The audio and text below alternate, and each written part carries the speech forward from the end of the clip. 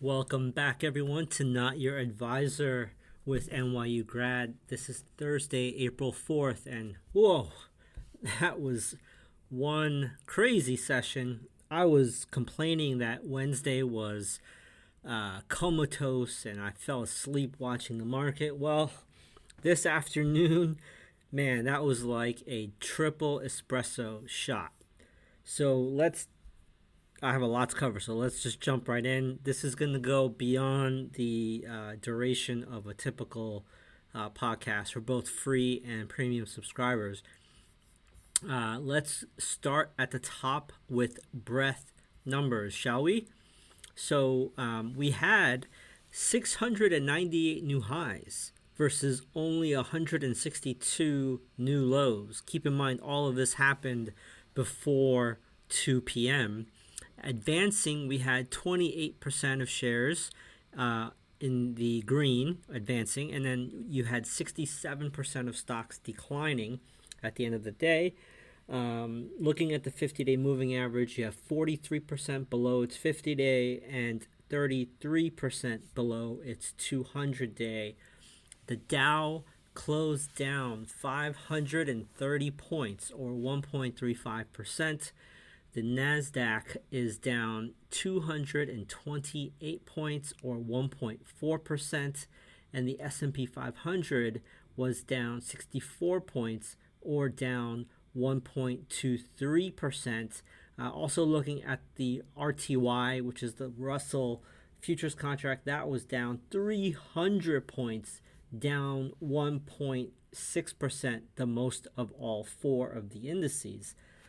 Taking a look at the sectors, nothing changes here. Everything was red. Every single sector, okay?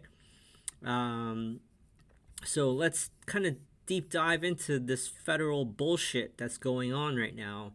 And what I mean by federal bullshit, I'm talking about Federal Reserve bullshit. Now, before I even saw the news, I had posted on Substack Notes that, hey, Meta is breaking out, and if you follow me, whether you're free or premium, I've been saying that, I've been in and out of Meta trying to catch the breakout, and above 523 lifetime highs, it should be a buy. But today it broke out of 523, but there was no volume. And I had posted on Substack Notes at 12:32, right around lunchtime, Meta is breaking out. I am not participating. We'll discuss on the podcast tonight, and that's what we're doing right now.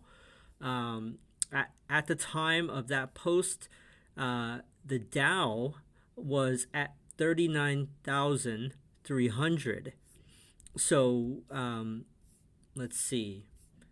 That means I almost caught to the minute before this sell-off. Well, how could that be? I'm going to reserve the specifics to premium podcast members, but to give you the short version without going through everything, I study breadth. I recite the breadth numbers every day at the top of the podcast because it's so important. Now, I'm watching end of day breadth numbers, right? When I say new highs, new lows, advancing, declining, below the 50-day, below the 200-day, those are all end of day daily metrics. You can also look at longer term breadth parameters, but I also, which I do with premium members, but I also look at intraday breadth readings.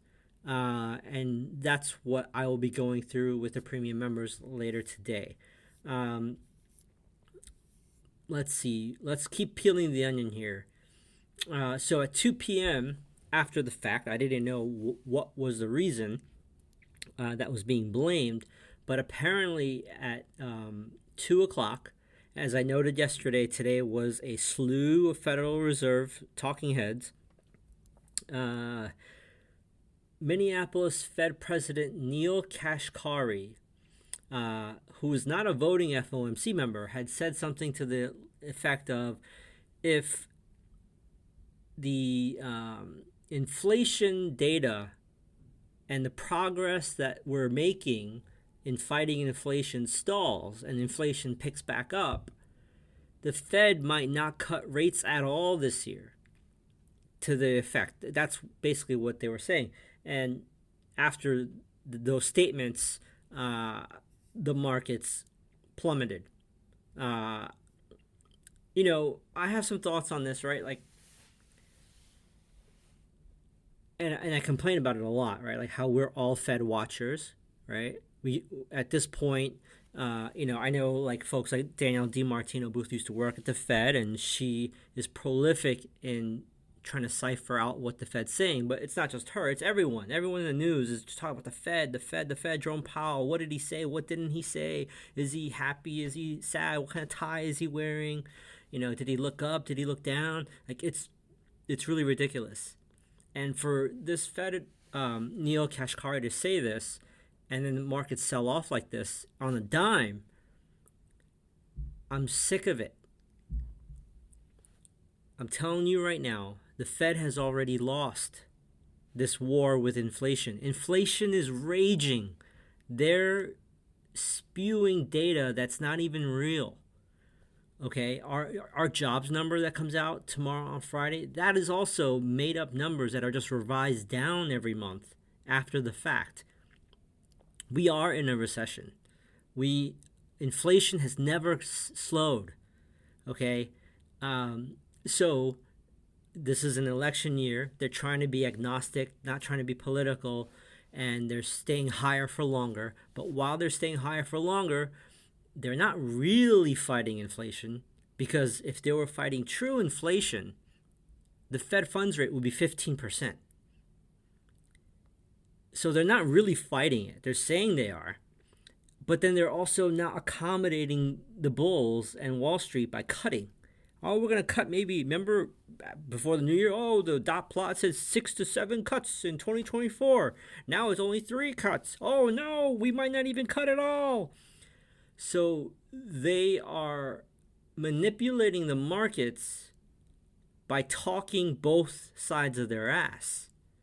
We might raise, we're going to be data dependent, we're making progress, the rate of inflation is going down, we might cut this year, expect 3 cuts this year, and then, a few weeks later, we might not cut. Like, this is all just verbal manure. Meanwhile, inflation is raging. So that is my frustration, is that the financial markets are completely captive to the whims of the Federal Reserve and the rates. And I suspect they will cut. But when shit hits the fan, when everything is on fire, and things are on fire now, but when everyone knows that it's on fire, right? When 4 people that have gotten laid off, when multiple people that can't pay their rent or their mortgage, when shit really is starting to hit the fan, that is when they're going to cut rates. In history, that is when they cut rates. They cut rates into recessions. They cut rates into panic. So we'll see. Let's see. Show me the rate cut. Show me the rate cut in June. Show me the rate cut in, October. Show me. I want to see this fight in inflation working. And, all this talk about him wanting to be Paul Volcker, it's bullshit. Paul Volcker didn't raise interest rates to like 10% plus because he was, a maverick. He didn't, go against everyone's wishes and stick his middle finger and say, I'm going to raise rates to never before seen heights. It was after inflation was raging. Everyone gave him the green light to do so. It's the same thing now. Jerome Powell and the Fed does not have the authorization to raise rates to 15% to fight inflation. Okay? So that's all that's going on, people. So let's keep going. Let's peel the onion here. So um,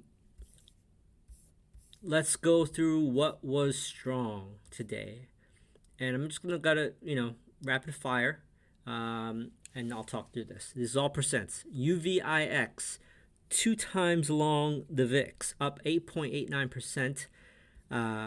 NVDS, which is the NVIDIA short ETF, up 4.32. BRRR, Bitcoin ETF, up 4.12. BTCO, up 4.11. That's Bitcoin ETF. IBIT, Bitcoin ETF, up 4.1. FBTC, Bitcoin ETF, up 4.06. ARKB, Bitcoin ETF, up 4.05. S&P Short Index, SPXS, up 3.92.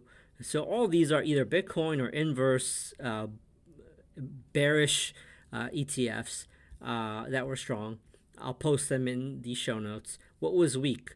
The semiconductor long index, SOXL, down 8.27. AMD down 8.26. Boyle down 7.55. SMCI was down 5.65.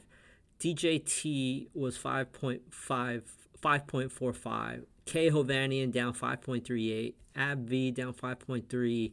Restoration Hardware down 5.2. Kava down 5.15. Marathon Digital down 4.92. Lyft down 4.7. Affirm down 4.6. Red Rock Resort down 4.21. Uranium down 4.03. Rivian down 3.89. Biddy down 3.66. That's inverse of Bitcoin. UNG, which is natural gas, down 3.62. CarMax down 3.53. NVIDIA down 3.44. Broadcom down 3.35. General Motors down 3.3. Paysafe down 3.22. Roku down 3.18. Crocs down 3.16. Birkenstock down 3.16. Semiconductor Index down 3.01. DoorDash down 3. Google down 2.83. Beazer Homes down 2.8. Natural Gas down 2.7. ASML down 2.7. Lam Research down 2.73. SMH, which is semiconductor, down 2.6. ARM Holdings down 2.6. KB Homes down 2.5. Reddit down 2.5. Las Vegas Sands down 2.5. Uber down 2.4. Qualcomm down 2.3. Yext down 2.3. Zscaler down 2.3. Bitfarms down 2.2. Toll Brothers down 2.23, Wheaton Precious Metals down 2.07, Netflix down 2.05, and Kinross Gold down 2.03. So for free members, what to watch on Friday, you have jobs data coming out in the morning. Maybe the jobs data is so weak that they'll say, oh, rates cuts are coming. Otherwise, we may see a sell-off into the end of the world on Monday, which is April 8th, the eclipse. So yeah, I mean, what a sell-off this afternoon. It's not a time to be complacent. You have to manage your risk. For premium members, please stay on to go through some charts with me.